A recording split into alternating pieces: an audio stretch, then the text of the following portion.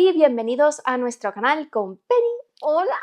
Y yo soy Mary y hoy os traigo un nuevo Wrap Up, el 19 del canal, que va de febrero a marzo de 2024 con un total de 11 lecturas. Ya os aviso que este será el último Wrap Up con Penny encima mío, porque cada vez tenemos más problemas de espacio entre mi barriga creciente y Penny, que a veces, pues estirándose, casi se cae por el agujero. Así que bueno, no sé cuándo se van a terminar los vídeos con ella hasta que haya tenido a mi bebé, pero de momento aquí sigue. Como siempre, este vídeo va a estar dividido por diferentes secciones según el género de las lecturas, para que así podáis ir a las secciones que os interesen, y también en la descripción del vídeo y en el mensaje anclado encontraréis el enlace a las reseñas que existen y que existirán en el futuro de todas las obras mencionadas, así como el enlace promocionado para poderos comprar cualquiera de estas obras en Amazon. Empezando como siempre por la ciencia ficción y la distopía, la primera obra es La luna es una cruel amante de Robert A. Heinlein, que se trata de una novela de ciencia ficción dura clásica, aunque también puede catalogarse como ficción filosófica, puesto que trata de cómo una colonia penal que se encuentra en la luna busca ser independiente de la Tierra cuando ve que su destrucción es inminente por la falta de recursos que tienen. Es una novela en la que vemos implementados diferentes movimientos políticos y filosóficos y está claramente dividida en tres partes, las tres fases para esta revolución: la preparación, la revolución en sí y conseguir la independencia. Tiene una narración lineal y está narrada desde el punto de vista de Manny, un habitante de la luna de tercera generación, por lo que ya nació libre, y que es ingeniero del superordenador Mike, que controla básicamente todo lo informático de la luna y que será el gran aliado de esta revolución. Es además el representante perfecto de esta sociedad lunar, alguien que es libre y que de hecho ha nacido libre, que está casado, integrado en esta sociedad, que está formada por unos matrimonios en el que siempre hay más hombres que mujeres por la disparidad entre hombres y mujeres que hay en la luna, y cuya sociedad tiene una forma de organización similar al anarquismo, a pesar de que es una colonia penal, por lo que cuando alguien no encaja o molesta a la sociedad, pues desaparece, tiene un accidente o sale volando por la atmósfera lunar y ese tipo de cosas. Es una narración que no siempre facilita su lectura, puesto que Manny tiene un inglés particular, dejándose preposiciones y adjetivos porque claramente tiene una influencia del ruso, y además hay momentos en los que la lectura es bastante densa, tanto por los temas científicos como los temas políticos y filosóficos, pero aún así es una novela desde luego muy recomendable y con una muy buena historia que sigue estando muy presente a pesar del tiempo transcurrido desde su publicación. La siguiente obra es El final de todas las cosas, de John Scalzi, que se trata de la sexta y última novela de su saga de la vieja guardia y que sigue con el estilo narrativo del quinto libro, del que ya os hablé en el anterior Wrap Up. Es decir, está formado por relatos cortos que se publicaron de forma independiente antes que la novela, que están relatados desde diferentes puntos de vista del conflicto entre humanos y con otras especies extraterrestres, con un primer capítulo que es, desde luego, muy original por el punto de vista que tiene, y que no os voy a decir cuál es porque sería un spoiler como una casa. Pero es un estilo narrativo que tiene la ventaja de ampliar los puntos de vista para ver lo que está sucediendo desde diferentes facciones, pero que también tiene el problema de que rompe continuamente el ritmo de la narración porque hay vacíos narrativos entre un relato y otro que no sabemos lo que pasa exactamente. Y además tiene un final que a mí me parece precipitado y que creo que a muchas personas también les puede resultar poco satisfactorio, pero que a la vez es coherente con el ritmo que habían tenido estos últimos dos libros. Así que a mí me hubiese gustado que estuviese más desarrollado, pero bueno, lo acepto como bueno. La siguiente novela dentro de esta sección es Dune, de Frank Herbert, que no voy a entrar en esta novela, como comprenderéis, porque es la novela de la que hablo más en mi canal, con una diferencia, vamos, astronómica del resto de la humanidad. Por supuesto, me lo he leído, no sé qué número de lectura es, pero me lo he leído expresamente para poder preparar el vídeo para la segunda película de Dune de Villeneuve. Y bueno, siempre es una buena lectura y la verdad es que siempre descubro nuevos matices y nuevos detallitos que luego puedo comentar en los comentarios. La siguiente novela es también una relectura, que es Frankenstein, de Mary Shelley, que es una novela que anda entre la ciencia ficción y la novela gótica del momento de su publicación en 1818 y que desde luego era un género novedoso en su momento y no había nada más parecido. Es una narración epistolar, pero también circular, puesto que empieza donde termina, por lo que desde el principio sabemos cuál va a ser el desenlace de esta novela. Esta narración epistolar se hace siempre desde el punto de vista de Víctor Frankenstein, que se lo cuenta al capitán del barco que lo encuentra en el Ártico, y claro, está todo filtrado desde el punto de vista de Frankenstein, que es el creador del monstruo, pero es cierto que dentro incluye a su vez la narración del propio monstruo, que tenemos que dar como verdadera, porque desde luego no es la visión que Frankenstein daría si siguiese con la visión que tiene él. Esa es una lectura pues, que me ha reafirmado mi convicción de que el victimismo de Frankenstein pues, me resulta cada vez más pesado, porque a pesar de estar lamentándose durante toda la novela, la realidad es que es incapaz de asumir su pecado real, que no es la creación del monstruo, sino haberlo abandonado tras su creación al horrorizarse de su aspecto, y que la naturaleza del monstruo es muy importante, que es algo que no hemos visto en todas las adaptaciones del monstruo de Frankenstein que han habido, que es alguien que nace realmente sin mácula, siendo una entidad inocente que se ve corrompida por el trato que recibe de los humanos. Así que si no la habéis leído, desde luego es una novela muy recomendada si os gusta este género y sobre todo si os gusta el tema de Frankenstein. La siguiente sección es la de fantasía y terror, empezando con Lincoln en el bardo de George Saunders, que es una novela muy difícil de clasificar. O sea, yo descubrí su existencia haciendo el top de terror de fantasmas, aunque tampoco creo que sea terror. Lo que sí claramente es una novela de ficción experimental y también, curiosamente, histórica, porque está basada en la muerte de Willie Lincoln, el hijo pequeño de 12 años de Abraham Lincoln, que murió en 1862 en plena guerra civil y cuya muerte marcó psicológicamente a su padre para el resto de su vida, que vivió en una depresión constante, pero que a pesar de ello, pues siguió ejerciendo como presidente de Estados Unidos y acabó ganando esta guerra civil. Es una narración muy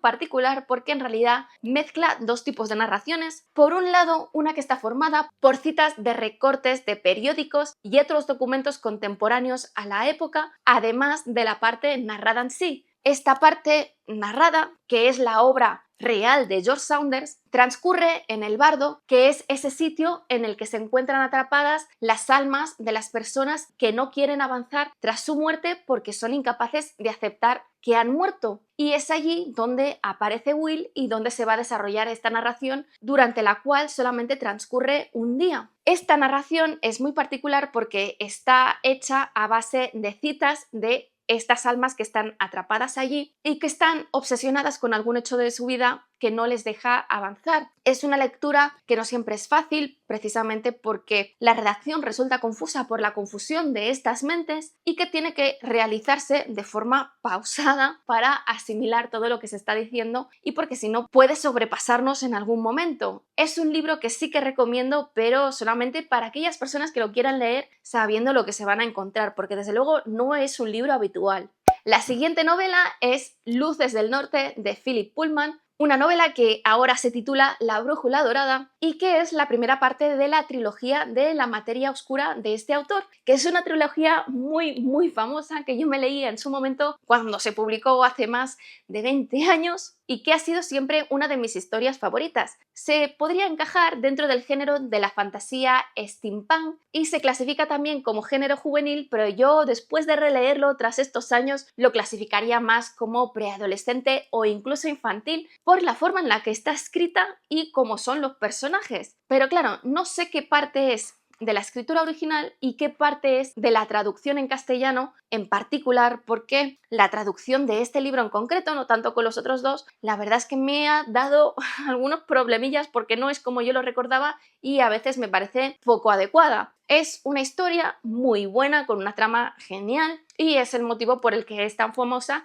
y ha tenido dos adaptaciones. Una primera adaptación al cine como Brújula Dorada, que es cuando se le cambió el título, que bueno, fue un desastre porque fue una adaptación tipo Eragon, es decir, los guionistas hicieron lo que les dio la gana y además la película en sí era mala. Y luego hace poco ha sido adaptada a serie por HBO, una adaptación que no siempre es fiel a las novelas, sobre todo a medida que avanza, pero que a mí como serie en sí que me ha gustado mucho. La historia transcurre en un mundo alternativo que tienen la apariencia de el Oxford de finales del siglo XIX de nuestra época, aunque temporalmente sí que es el siglo XX. Y su particularidad más grande es que existen seres de fantasía como las brujas o animales parlantes, pero sobre todo el hecho de que los humanos tienen su alma dividida. Una parte está dentro de ellos y otra parte está externalizada en lo que se llama un daimonion, que es una parte del alma que tiene personalidad propia pero que a la vez forma un único ser con el humano y que adopta una forma animal. Este mundo está dirigido en general por una entidad eclesiástica que sigue al dios de ese mundo, a quien se refiere como la autoridad.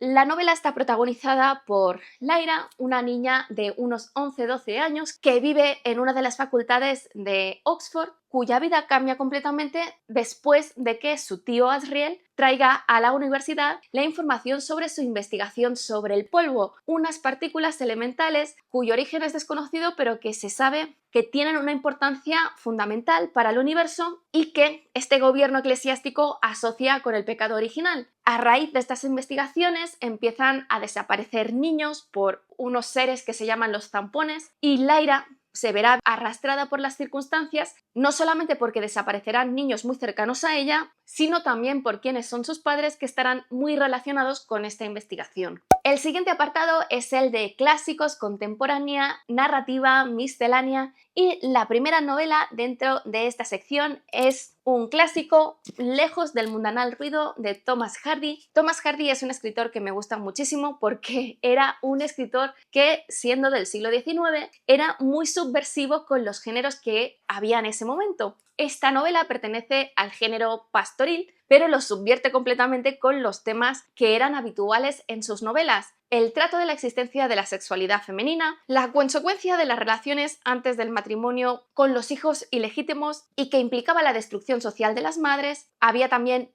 mucha profanidad y, sobre todo, traspasaba las líneas de lo que se consideraba socialmente correcto. Esta novela está narrada en tercera persona subjetiva desde el punto de vista de diferentes personajes, pero su protagonista clara es Bathsheba, una mujer joven que busca ser independiente y no depender de un hombre, una idea que era una locura en esa época, pero que a pesar de intentar ser independiente, su vida se ve arrastrada por su relación con los tres pretendientes que le van a salir a lo largo de la novela. Unos pretendientes que van a trastocar su vida por diferentes motivos y de diferentes formas que la llevarán a tomar decisiones precipitadas y a verse obligada a cambiar su conducta por las obligaciones morales que siente. Es una mujer que se presenta como alguien muy fuerte y muy decidido, pero que está continuamente sometido a los juicios de los demás por el simple hecho de ser una mujer y buscar ser independiente y dirigir su propia granja sin depender de un hombre.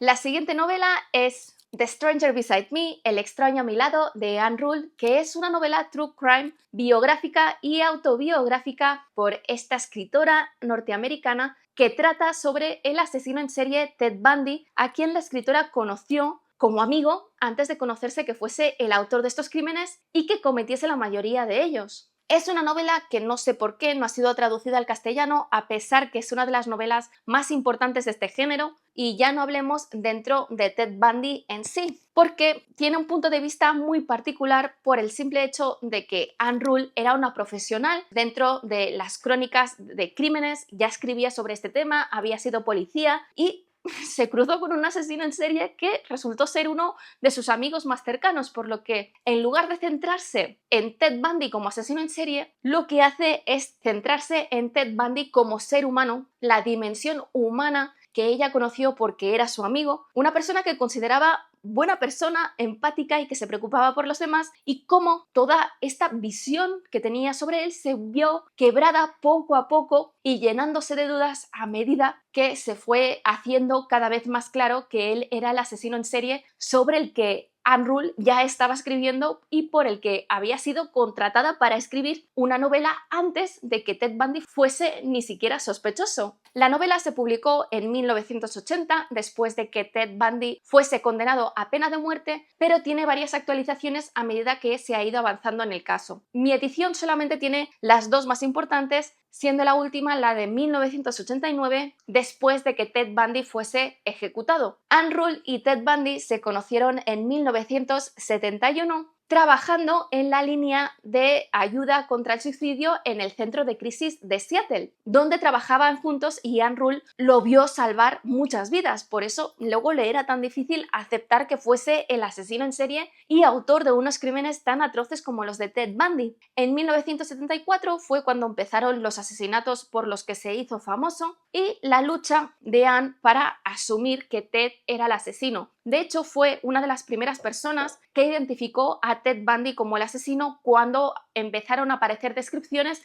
y luego el retrato robot. Es una novela que hay que tener claro que no está centrada en los crímenes y en la investigación policial, aunque sí se relata, sino en esta dimensión psicológica y humana que os he dicho de Ted Bundy y en la lucha de la escritora para reconciliar los dos personajes de Ted Bundy, su amigo y el asesino. Y ya entrando en la última sección, la de los cómics, el primer cómic que os traigo es el volumen 1 de Unordinary de Uru-chan, que es un envío de la editorial de HarperCollins que me mandó para que la reseñase y diese mi opinión sincera. Y bueno, es una obra que originalmente se publicó en una plataforma online, Webtoon, donde se hizo muy famoso, motivo por el que HarperCollins pasó a publicarlo. La verdad es que es un cómic que tiene los típicos problemas de principiante de la autora, tanto en la narración de la trama como en la narrativa gráfica, así como con la construcción de mundo. Pero es cierto que tiene muy buenas ideas y que a medida que va avanzando el tomo, ya en este primero, se va viendo cómo todo esto se va ordenando y te va enganchando más. Si tuviese que clasificarlo, sería dentro del shonen o del seinen, con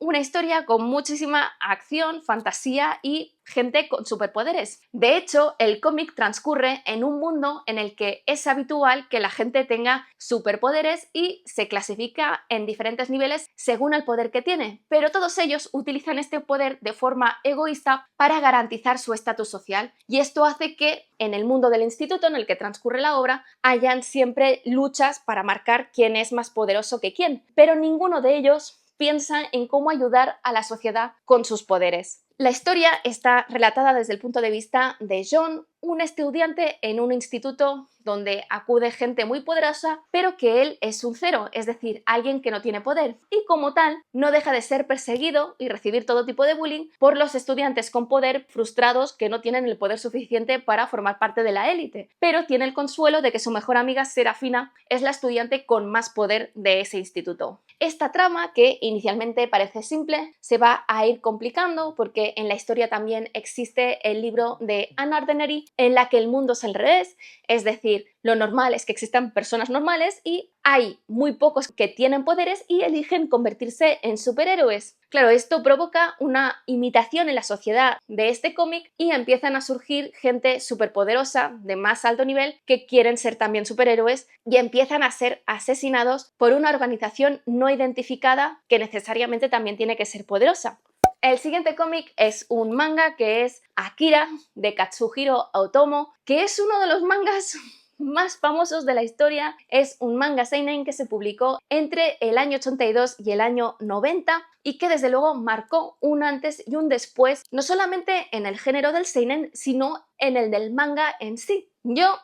hasta este momento solamente había visto la película y la verdad esperaba que con la edad que tiene este cómic pues que me resultase pesado de leer, pero para nada. Es un manga que tiene una historia muy buena, que engancha y que aguanta muy bien el paso del tiempo y que se lee muy rápidamente. Se tendría que catalogar como ciencia ficción postapocalíptica porque transcurre en el Japón destruido en una guerra nuclear después de 30 años de esta guerra, en el que nos encontramos con una sociedad que sigue estando en muy malas condiciones, con un gobierno represivo y mucha violencia, y en la que se realizan experimentos por parte del gobierno para desarrollar las capacidades mentales y los poderes psíquicos en niños. De hecho, de ahí nace el mito de Akira, que es una duda que existe durante los primeros tomos, y es que se dice que en realidad el que destruyó Tokio no fue una bomba nuclear, sino que fue un niño superpoderoso cuyo poder se descontroló y destruyó Tokio. Akira se convierte así en el misterio que todos quieren desentrañar y la historia empieza con Kaneda, que sí se podría decir que es el principal protagonista, que es el líder de un grupo de motoristas y de gamberros, pero gamberros de los malos malos, no de los malos buenos que suelen aparecer en el manga, y en una de sus salidas se cruzan con uno de estos niños de estos experimentos con poderes mentales y uno de su grupo, Tetsuo, se ve afectado por ello y el gobierno empieza a experimentar en él, despertando poderes psíquicos y cambiando muchísimo su personalidad, convirtiéndose en una persona muy peligrosa. Mientras sucede todo esto, Kaneda se verá arrastrado y envuelto por las circunstancias, no solamente por ser amigo de Tetsuo, sino porque conocerá gente de la resistencia, y todos estos elementos van a ir desestabilizando el precario equilibrio en el que ya se encontraba el mundo.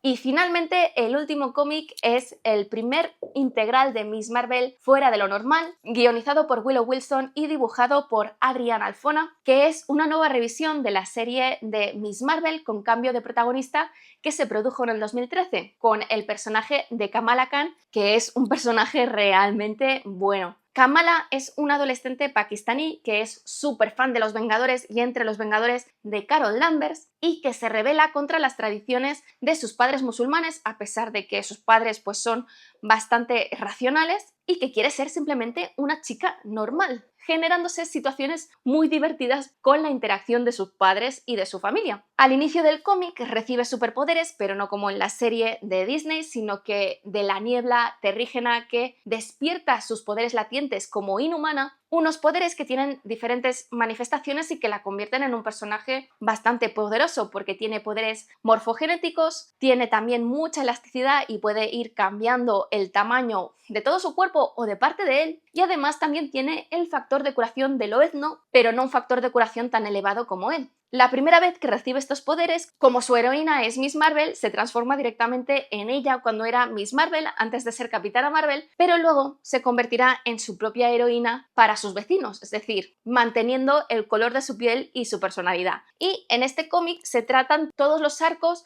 en los que Kamala Khan lucha contra el personaje del Inventor, que son los 12 primeros números de esta serie. Y bueno, eso es todo, espero que os haya gustado. Si es así, dadle al like, dejad comentarios que ya sabéis que siempre los contesto. Si no estáis suscritos, suscribíos y sobre todo, dadle a la campanilla para que YouTube os avise de cuando cuelgo nuevos vídeos. Y no os olvidéis de ir al enlace de las reseñas de aquellas obras que os hayan llamado la atención si aún no las habéis visto. Nos vemos en el siguiente vídeo.